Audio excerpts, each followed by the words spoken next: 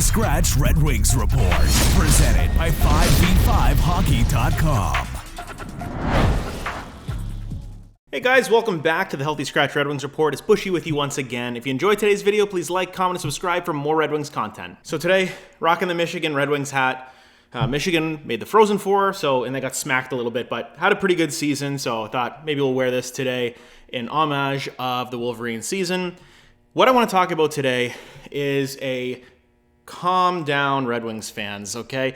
There's a lot of opinions out there right now, and I gotta tell you, I've been getting a little bit fired up. I know I haven't made a video in like 3 weeks, had some stuff going on at home, all good stuff. So everything's been good, but just haven't had time to pop out here and make some videos for everybody. This Red Wings season, and even in the last month, has been an absolute roller coaster. We knew that there was a lot of games where they were gonna have to show up, perform, and win.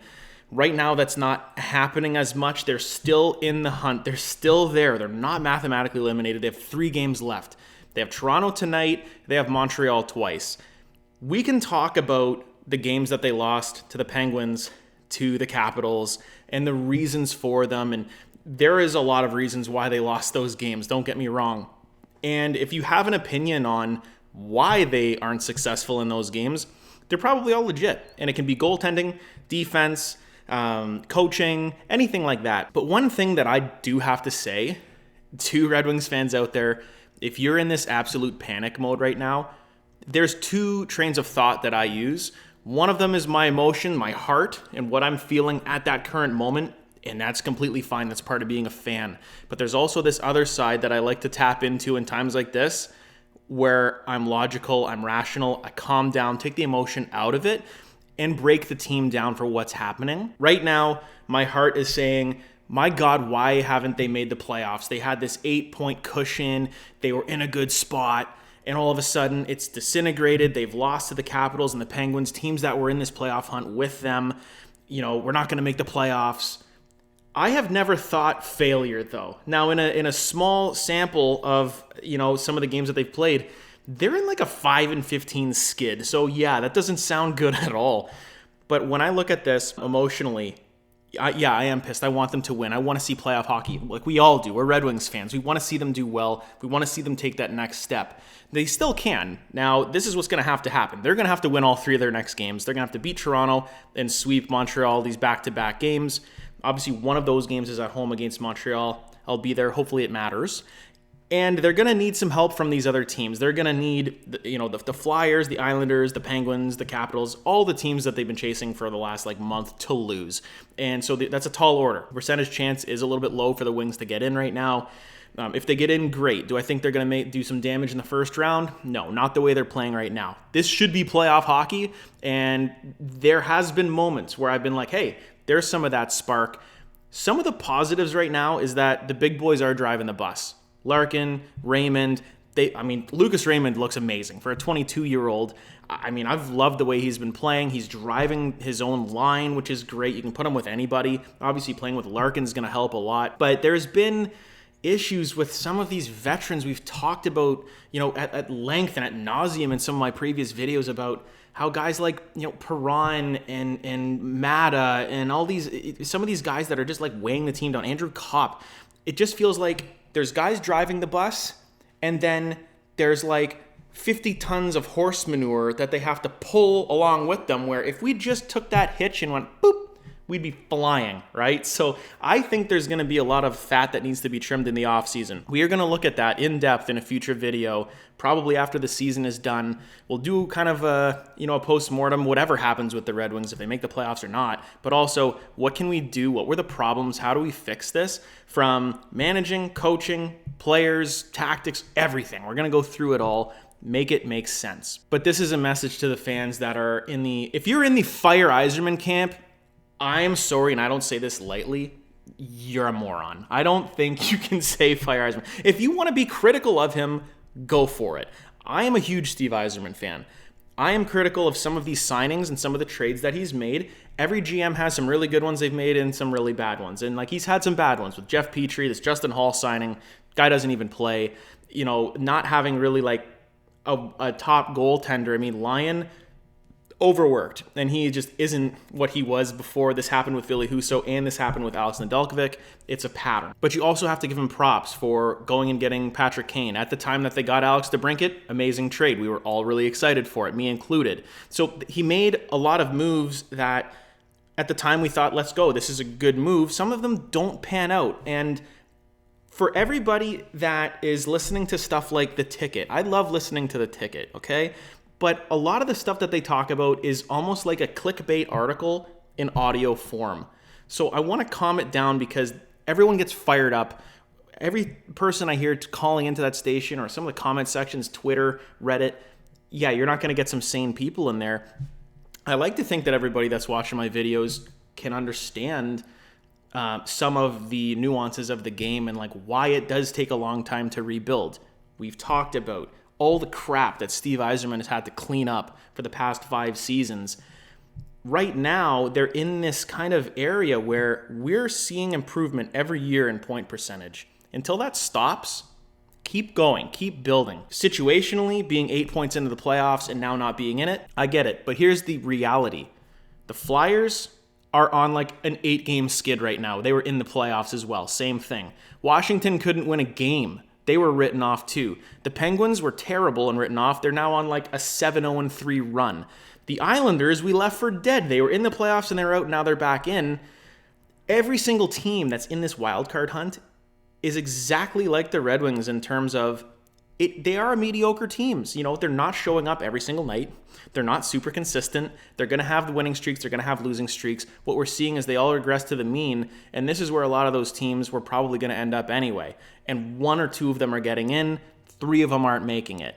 It's against the Red Wings because they only have the wild card. The rest of the other teams in the Metro they have 2 spots. They have the wild card or the 3rd spot in the Metro. So I think, questioning Steve Yzerman, you can question it, but it takes a long time for these prospects to show up. We're seeing them come in. Seider has been, a Calder Trophy winner. Lucas Raymond has been unbelievable this year. We have Simon Edvinsson that has made the team now, and he's going to be here to stay. If they don't make the playoffs, he'll be in Grand Rapids. But he is a mainstay top 4 guy on this team now. So those are top 3 of his picks. We're probably going to see some Marco Kasper next year. We might even see Nate Danielson. He had a really good preseason this year as well. He might pull a Lucas Raymond and just jump into the lineup. If he's that good, then great, I'll take it. So a lot of his picks are slowly coming along. The 2nd and 3rd rounders take some time.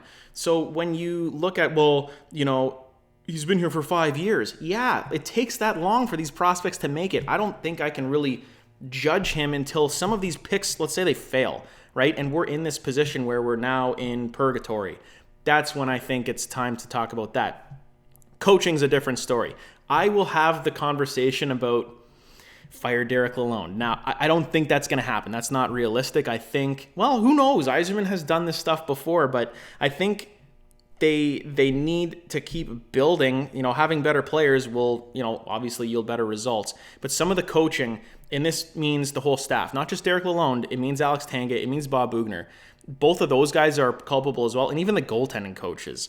There's some habits in there. There's some tactics that I hate. I hate the dump and chase. I know you guys too, because nobody chases. We don't have the speed.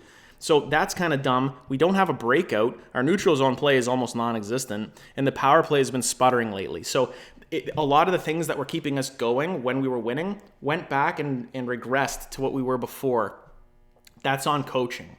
Now, the compete level, there's been some games like against the Penguins, against the Capitals. They competed, and they were in the game. So I can't fault them for that. But there were games like when they played the Coyotes and the Sabres where they didn't care. They just were checked out.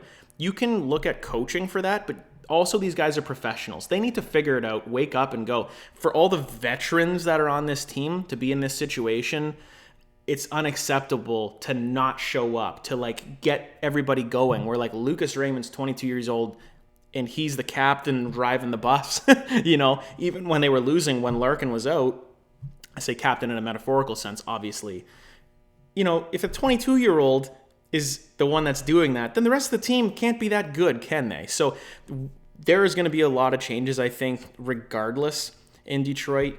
I'm not going to go through who I think should be here and who shouldn't. I think a lot of it is pretty obvious. But like, what do you guys think? I think we have to kind of check our emotions sometimes and look at the realism of like how this team is being built and what Steve Yzerman has said in the past.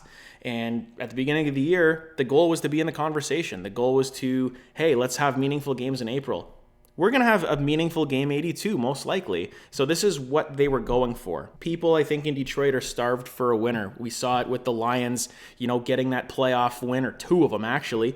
But seeing the Pistons be absolute dog crap, the Tigers not really taking it too seriously.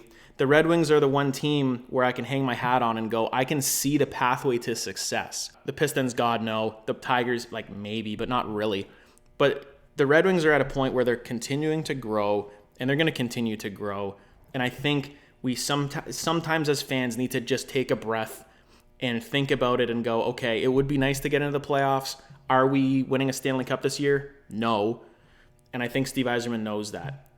Looking back, probably making some moves at the deadline would have been something that I wish they would have done. Dealing someone like Daniel Sprong, who now looks like he's not going to be here next year. A guy like Gostisbehere, who I personally don't really want back either, that you could have got something for.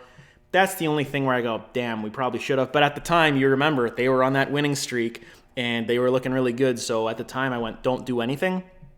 And this is just where we are now. This is the reality. So I know that it's a lot to take in, and I know some people are probably going to disagree with me. But in the comment section, tell me why you would want someone like Eiserman gone. Let him figure this out. Like, he's making the team better consistently. Yeah, there's some screw ups, but we can fix those. It's not like this is what it is. We can fix them and go forward. We're going to still have the same young core. A lot of these young guys are coming up. What do you think? Do you agree with me? Do you think I'm insane? I want to see playoff hockey. We all do. Realistically, it might not happen. Is that really that much of a failure if this team keeps growing the way that they are? Next year, I think you have to have playoffs as the goal in mind. And if you don't make it, might be a failure. But if you're bringing in young players, get ready for a little bit of regression, because that's what a lot of people want, is the young guys to come up, me included. There's going to be growing pains with that too. Some of the veterans, though, on this team, I would rather see the young guys at this point because they're clearly not getting the job done.